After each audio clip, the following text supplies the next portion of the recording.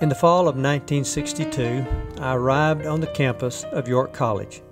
Scared, lonely, and wondering if I had made a big mistake by traveling so far from home, my association with Colis Campbell began. I had known a couple of good men growing up, but their spiritual examples were absent.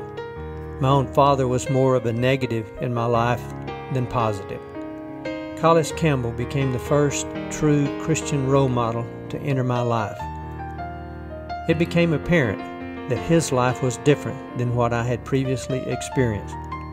He didn't yell or curse, and to my knowledge, didn't drink or smoke. And taking his family to church was a top priority. His interest in people was obvious, and he cared deeply about the young men under his care. And I quickly learned that Dolores felt the same. He was the first man I saw who wore a bow tie, and he was the first coach I had who led prayers at practice and before games. Quietness and calmness were his personality traits that caught my attention, and the love he had for God and his family influenced my life. In the 1976 yearbook dedication to the Campbells, it said, "Yes, you have been more than a coach, a teacher, a friend, or a leader. You have been a lesson in living." He was truly lived his life for God.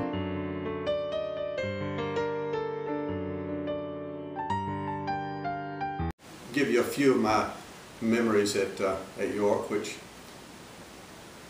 all of the memories are, I know people say this, but all of them were good, especially when it came to what Coach Campbell meant to me and what my life up there was like.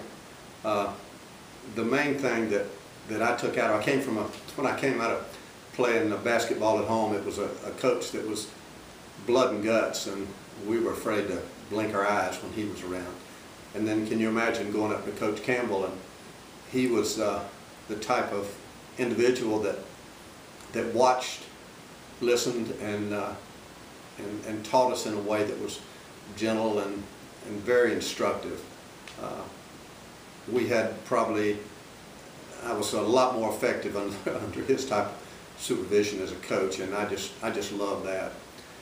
But I guess the most important thing was that I wasn't a Christian when I went to York, and Coach Campbell was probably one of the best in his quiet, instructive way that he was as what I think as pure a Christian as you could get, in the way I felt about him. And I think it's because of that my life up there, I was baptized at York, and he was a part of it. And I think that means more to me than anything.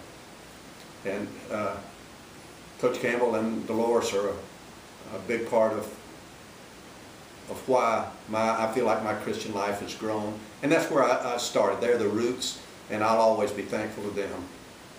And I'll always be thankful for my time at York, and especially my basketball time up there with him. He's the greatest.